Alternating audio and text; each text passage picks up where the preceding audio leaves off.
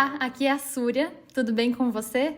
Sejam bem-vindos e bem-vindas a mais um podcast improvisado, porque hoje eu escrevi a parte 2 da nossa conversa sobre toque. A parte 1 se chama Será que você tem toque? E se você ainda não leu esse texto, ainda não sabe o que é toque, ou tem uma vaga ideia do que é toque, porque acredite, o transtorno é um tanto mais complexo do que você pode ter visto em séries e filmes. Então eu sugiro que você volte ao início dessa conversa e leia ou escute a parte 1. O link está aqui na descrição desse vídeo. O texto que eu vou ler hoje para vocês se chama É por isso que o toque pode ser considerado um tabu. E o link está aqui na descrição, caso você queira ler junto comigo. Então vamos lá? O medo e a vergonha de falar sobre as obsessões é tão grande que uma pessoa com toque pode levar até 17 anos para receber o diagnóstico correto. E nesse texto eu te conto por quê. Agora vamos ao grande tabu. Na parte 1 dessa conversa, eu disse que existem diferentes temas, entre aspas, ou chamados conteúdos, entre aspas, aos quais o toque pode se conectar ou quase que se grudar, como um carrapato. Uma pessoa pode ficar obsessiva quanto à sua saúde ou a de seus familiares, pensando que se eu não lavar a mão, eu vou pegar AIDS, me contaminar e contaminar minha família e todos nós vamos morrer. Lembrando que os pensamentos intrusivos, que se tornam obsessivos e geram ações compulsivas, estão sempre conectados a um desfecho catastrófico, triste e angustiante. Por que os pensamentos intrusivos causam tanta ansiedade? Esse é um momento importantíssimo da nossa conversa aqui de hoje. Entender a raiz dos pensamentos intrusivos. Pensamentos são pensamentos. Pensar é uma coisa que o nosso cérebro faz, e faz até demais, né? Nem todos os pensamentos têm real significado, nem todos refletem a nossa identidade, nossa moral ou nossos desejos reais. Muitos profissionais da área da saúde e da ciência classificam os pensamentos intrusivos como egodistônicos. Ou seja, eles vão contra a identidade, moral e desejos do indivíduo. O que nos leva à seguinte constatação: os pensamentos intrusivos não refletem o desejo oculto do inconsciente, não correspondem ao que o indivíduo realmente quer ou acredita. Por isso eles são tão estressantes, angustiantes e assustadores. Eles nos contam histórias que não queremos viver, que não queremos fazer e não desejamos que aconteça. Os pensamentos intrusivos podem ser comparados a bullies, os valentões, que ficam no cantinho do nosso cérebro sussurrando, às vezes gritando, vamos combinar, os piores cenários, os desfechos mais tristes, angustiantes e catastróficos que poderíamos viver. E as obsessões podem estar relacionadas a diferentes temas. Prepare-se! A lista maligna e assustadora a seguir foi retirada do site da Fundação Internacional do Toque, a International OCD Foundation. O link está aqui na descrição.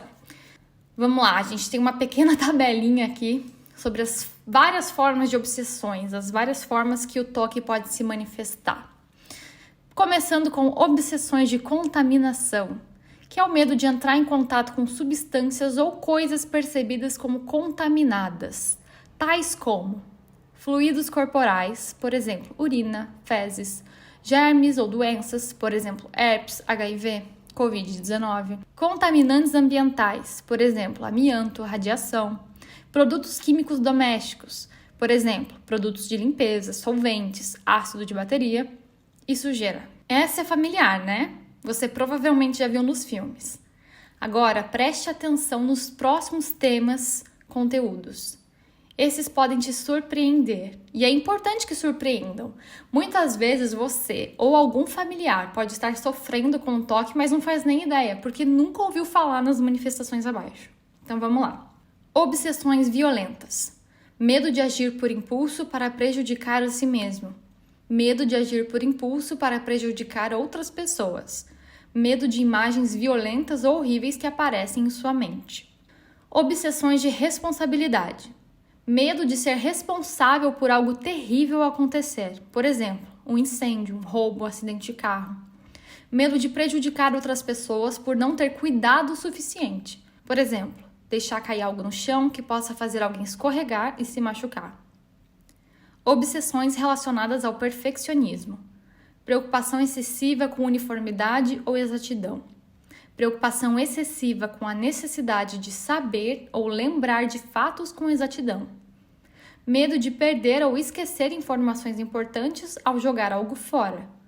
Preocupação excessiva em executar tarefas perfeitamente, entre aspas, ou corretamente, entre aspas. Medo de cometer erros. Continuamos. Obsessões sexuais. Pensamentos indesejados ou imagens mentais relacionadas ao sexo, incluindo medo de agir com base em um impulso sexual, medo de prejudicar sexualmente crianças, parentes ou outras pessoas, medo de comportamentos sexuais agressivos em relação a outras pessoas, obsessões religiosas ou morais, também chamadas de escrupulosidade, preocupação excessiva em ofender a Deus, condenação e ou preocupação com blasfêmia, preocupação excessiva com o certo ou errado ou a moralidade, obsessões de identidade, preocupação excessiva com a própria orientação sexual, preocupação excessiva com a própria identidade de gênero. E temos também outras obsessões relacionadas a relacionamentos, por exemplo, preocupação excessiva sobre se o parceiro é a pessoa certa, entre aspas, ou preocupações excessivas com falhas e qualidades desse parceiro. Esses tipos de obsessão podem girar em torno de parceiros românticos, parentes, amigos e outros relacionamentos. Obsessões sobre morte ou existência, por exemplo, preocupação excessiva com temas existenciais e filosóficos, como a morte, o universo e o papel próprio no grande esquema, entre aspas. Obsessões de eventos reais ou falsas memórias, por exemplo, preocupação excessiva com coisas que aconteceram no passado e quais impactos elas podem ter tido. Obsessões de contaminação emocional, por exemplo, medo de pegar, entre aspas, traços de personalidade ou características pessoais de outras pessoas. Uau, uau, uau, uau, uau! Preciso da ajuda de um emoji aqui, como eu coloquei no texto. Vários emojis do rostinho explodindo, a cabeça explodindo. E eu espero que você esteja igualmente chocado ou chocada. Afinal, é importante que a gente fale sobre esses temas difíceis, complexos, esquisitos e até bizarros, com todo respeito aos meus colegas que também sofrem de TOC. Alguns profissionais, e dizem que esse termo veio dos franceses, mas eu peço desculpas porque eu não consegui achar a fonte dessa informação, chamam o transtorno obsessivo-compulsivo de doubting disease. Traduzindo ao pé da letra seria a doença da dúvida. O que faz muito sentido. Vamos lá. Se você a vida inteira foi uma pessoa amorosa, dedicada aos seus amigos e familiares, cuidadosa e preocupada com o bem-estar dos outros, mas começa a ter obsessões violentas sobre machucar outra pessoa e até matá-la acidentalmente, você passa a duvidar da sua personalidade, da sua capacidade, da sua moral e das ações que você pode tomar. Os pensamentos podem soar como: mas e se eu machucar o meu irmãozinho enquanto eu dou banho nele? E se sem querer eu afogá-lo na banheira? E se eu sem querer cortar minha mãe enquanto eu cozinho? Será que eu não posso mais usar faca na cozinha? E se eu ficar sonâmbula e pegar a faca enquanto estou dormindo? E o resto deixa com a imaginação. Ela com certeza vai conseguir elaborar algo complexo, assustador e horrível, apesar de muitas vezes ilógico. O TOC faz com que você duvide das suas intenções, da sua moral, da sua índole, da sua identidade e tantas outras características, mesmo que você se sinta convicta de que nenhum desses pensamentos são reais e que nenhum deles te representa de verdade. Lembre-se, os pensamentos obsessivos do TOC são egodistônicos. Por isso o transtorno obsessivo-compulsivo é tão estressante, angustiante e debilitante. Segundo a Organização Mundial da Saúde, a OMS, o TOC está entre as 10 doenças mais debilitantes do mundo. Uma informação que eu não coloquei nesse texto, pessoal, mas que eu vou trazer em outros textos, é o quão complicado é não tratar o TOC. Os desdobramentos podem ser terríveis, os portadores de TOC podem chegar a tentar suicídio, a autoestima também fica muito abalada e o relacionamento com os outros também podem ter muitos prejuízos, mas isso a gente vai falar mais pra frente, tá bom? Então, o que diferencia uma pessoa que tem TOC de uma pessoa que não sofre com um transtorno? Todos os seres humanos experienciam pensamentos intrusivos que, às vezes, podem se tornar obsessivos. O que diferencia uma pessoa que sofre com toque de uma pessoa que não sofre é que os pensamentos de uma pessoa portadora, entre aspas, do transtorno, são extremamente recorrentes. Tomam mais de 1 hora por dia do indivíduo, causando alto nível de ansiedade, angústia e medo, trazendo prejuízos aos seus relacionamentos, trabalho e vida privada. Por isso o nome transtorno. Uma informação que eu também não coloquei nesse texto, mas que eu vou abordar mais pra frente, só que eu já vou adiantar aqui com vocês, é que a pessoa que tem toque, por mais que os pensamentos sejam muito presentes e muito fortes, em algum momento ela vai conseguir enxergar a realidade, ou seja, ela vai conseguir enxergar que esses pensamentos não a representam ou que não tem ligação com a sua identidade, moral ou reais desejos. Então, a gente consegue ter essa visão clara, essa lucidez, ela aparece, tá? Se ela não aparecer, aí a gente pode estar falando de coisas um pouco mais sérias, como uma psicose, esquizofrenia e tal, que não é o caso aqui. Então, a pessoa que sofre com toque sempre vai ter um momento de lucidez. Ela sempre vai sair desse ciclo em algum momento. Mas claro que quando não tratado, o ciclo pode se tornar muito mais severo e os momentos de lucidez podem se tornar muito pequenos. Então, por isso é muito importante o tratamento. Mas a gente também vai falar sobre isso mais pra frente. Então, o que fazer caso eu me identifique com os sintomas? Eu sei, essa parte é difícil. Você se identificou com alguns sintomas ou até reconheceu alguns de seus amigos e parentes ao longo do texto. Agora vem a parte difícil, mas necessária. Lembrando que eu não sou médica ou psicóloga, mas sofro com um toque desde os 8 anos de idade, que é quando eu consigo me lembrar, e só fui diagnosticada aos 25 anos. Isso porque eu tinha muito medo de falar sobre os meus pensamentos obsessivos. E se eles são verdade? E se eles querem dizer algo sobre mim? E se eu fizer o que meus pensamentos dizem, entre aspas, para eu fazer? Sempre foi muito difícil que eu me sentisse segura com uma psicóloga para falar sobre o que eu realmente estava pensando e sentindo. Até que depois de muitas tentativas, eu encontrei uma profissional que realmente entendia do assunto. Fui encaminhada para a psiquiatra que realizou o diagnóstico, então comecei o tratamento adequado. Falando assim, em um parágrafo, parece fácil. Foram anos de angústia, de medo, assustada por não entender por que minha mente me dizia e mostrava. Os pensamentos intrusivos podem aparecer em forma de imagens também. Eram tão perturbadores. Mesmo hoje, fazendo o tratamento e tendo acompanhamento psicológico, ainda tenho dias ruins, dias de medo, dias de dúvida. Quando o toque te pega pela porta de trás. Calma lá, não sei o que você pensou com esse título, mas deixa eu te explicar. O Dr. Steven Philipson, especialista em toque, usa um termo muito interessante para quando as pessoas que são diagnosticadas com toque passam a duvidar que elas têm toque. Essa é a doença da dúvida, lembra? O Dr. Steven Philipson chama esse fenômeno de The Backdoor Spike, um termo que é bem difícil de traduzir, mas que eu vou explicar a minha maneira. Vai dar tudo certo. É quando o toque te pega pela porta de trás. Vamos melhorar isso. Imagine que você teve um dia realmente terrível com um toque. Os pensamentos incessantes, o nível de ansiedade subindo e a batalha mental travada por compulsões mentais ou físicas, tomando horas do seu dia. Você está exausto, exausta. Até que algo te faz conseguir enxergar a realidade de novo. Você sente alívio, a ansiedade baixa, os pensamentos se acalmam. Você acabou de fechar a porta da frente. Nenhum pensamento entra. Nenhuma ansiedade passa pela fechadura. Até que o toque encontra a porta dos fundos e diz: mas será mesmo que você tem toque? E se você não tem e esses pensamentos são reais? E o ciclo começa de novo. Esse é o The Backdoor Spike explicado por mim. Será que o Dr. Steven Philipson estaria feliz agora? Bom, foi exatamente isso que aconteceu comigo após escrever o texto Será que você tem toque? Eu fui atacada pelos pensamentos da porta dos fundos. E ele passou. Assim como ele veio, ele se foi. E a terapia adequada e até a medicação, dependendo do caso, vai te mostrar como lidar com o transtorno. Não é fácil, mas as coisas melhoram. Contudo, eu tenho uma notícia não tão boa.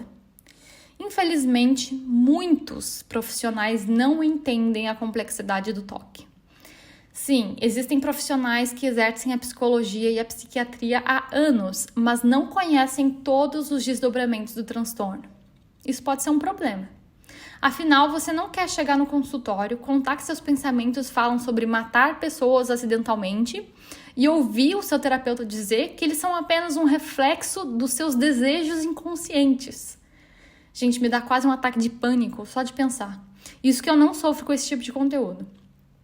E isso também tem cara de psicanálise, uma vertente que não é indicada para o tratamento de toque. É por isso que você, ou alguém que você conhece que sofre com o toque, provavelmente ainda não procurou ajuda. E é triste eu ter que falar que nem todos os profissionais estão preparados para te atender. Mas é por isso que você precisa ter uma rede de apoio na qual você confia e não precisa ter medo de trocar de psicólogo ou psiquiatra quantas vezes forem necessárias, até que você se sinta confortável e segura. Bom, caso você tenha se identificado com algum sintoma mencionado nesse texto, eu fiz uma lista de conteúdos realmente incríveis que podem te ajudar nessa jornada, principalmente se você ainda não encontrou um profissional qualificado. O link tá aqui embaixo. Eu separei um canal no YouTube da Chrissy Hodges, que é sensacional. O conteúdo é em inglês, mas ela é uma figura. A Chrissy é muito divertida. Ela também sofre com toque. E hoje ela compartilha suas experiências com o transtorno e como tem sido a sua recuperação. Além disso, parece que ela tem o poder de traduzir os nossos pensamentos obsessivos em vídeos. Esse canal é incrível e ela fala sobre as várias formas que o toque pode se manifestar, o que é legal, porque nessa conversa aqui de hoje a gente já falou sobre essas manifestações. Então você pode estar mais familiarizada com essas informações. E a Chrissy explica vários temas muito bem e com muito humor, então vale muito a pena. Dá uma conferida lá no YouTube, caso você não entenda inglês, se tem legendas. Se não tiver, eu também vou dar uma olhada e a gente vê o que a gente pode fazer. Outro meio incrível para se informar sobre o toque é o podcast do psicólogo Kevin Foss, o The Fearcast. Conteúdo também em inglês, mas o Kevin responde às dúvidas que pessoas que sofrem com o toque mandam para ele. E as dúvidas muitas vezes vão ser iguais às suas. Acredite, eu me identifico muito com tudo que é dito no podcast. Além disso, o Foz é super divertido e tem muitos insights que podem te ajudar na sua compreensão do transtorno e como lidar com os pensamentos obsessivos. Recomendo muito também. E mais um podcast recheado de informações e histórias valiosas, apresentado por Stuart Half, que também é portador de toque. Você vai perceber que eu coloco portador entre aspas em vários momentos dessa conversa, porque tem muitas pessoas que sofrem com toque que não gostam do termo portador, tá? Eu não me importo, eu sou portadora de toque, pra mim tá tudo certo em relação ao termo, mas tem pessoas que podem não gostar, então eu uso as aspas. Então esse podcast é o The OCD Stories, conteúdo também em inglês. O Stuart conduz entrevistas riquíssimas com profissionais da área da saúde, da área científica, especialistas em toque e também pessoas que sofrem com transtorno. E nesse texto aqui hoje eu citei o Dr. Steven Philipson. Ele deu várias entrevistas para o The OCD Stories. O Dr. Steven Philipson é uma referência no que se trata de estudos em relação ao toque. Ele tem vários artigos publicados que você encontra pela internet também. Vale muito a pena. Bom, e eu sei, é muito conteúdo em inglês, né? Todos os links estão aqui na descrição. Mas é por isso que eu decidi falar o que eu sei sobre toque, porque a gente tem pouquíssimo conteúdo de qualidade em português e a gente precisa se informar e entender a complexidade do transtorno obsessivo-compulsivo. E um dos meus objetivos é tornar essas informações cada vez mais acessíveis, para que as pessoas possam ser diagnosticadas e tratadas mais cedo, né? Sem perderem anos da sua vida com medo, ansiedade e angústia. Por isso, compartilhe esse texto, esse áudio, ele pode ajudar alguém. Muito obrigada pela sua presença aqui hoje, a gente se fala em breve. Com carinho, Súria.